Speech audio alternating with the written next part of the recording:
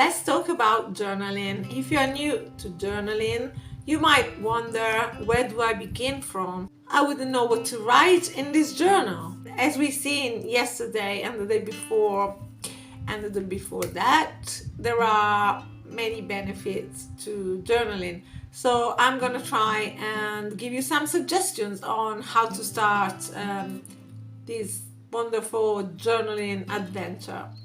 And so let's see, there's the freestyle writing, where you just take your pen, put your head down and write whatever comes to your mind.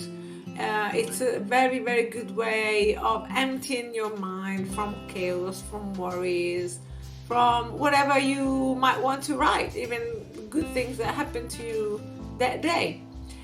So the second way, it's a list sort of journaling.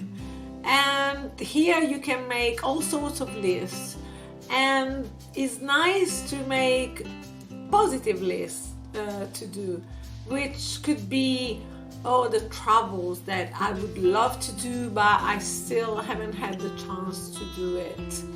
And then, make a plan to get there. Build your little steps, your little journey on how to get to your goal. What other list could you write? Could you write maybe a list about all the books that you've read, and that's a very good thing to know and be proud of.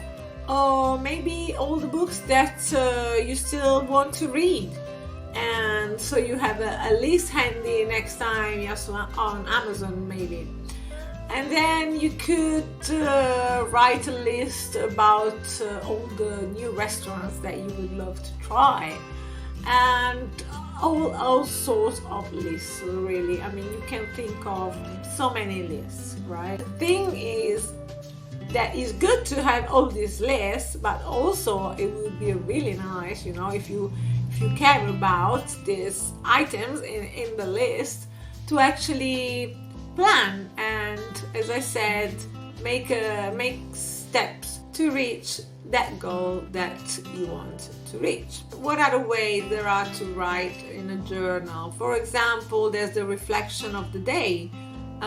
In the evening, if you have 5 minutes, it's very nice to actually reflect on what happened during the day, what mood you were in, why you were in that mood, maybe what thoughts you had, what feelings you had, what they were caused by, why did you have those thoughts or feelings, and what were your wins, and what were your challenges, and what would you like to happen tomorrow. So that's also a very, very good way of ending your day. Oh, and don't forget to write something that you're grateful for. And then let me think. Yes, the other way it would be to actually write a letter, an unsent letter, let's call it. And what is this? Is a letter that you would write to someone that maybe you cannot communicate with anymore. Maybe they're not on this earth anymore, or maybe you just, you can't find the courage in this moment. Maybe someone that you don't see anymore, but something is still there, is still open. And so to close that circle, you can actually write down what you always wanted to say to this person or people, and to close the circle and feel complete in that sense. Very, very healing and very peaceful. So that's it for now. I hope this was useful to you.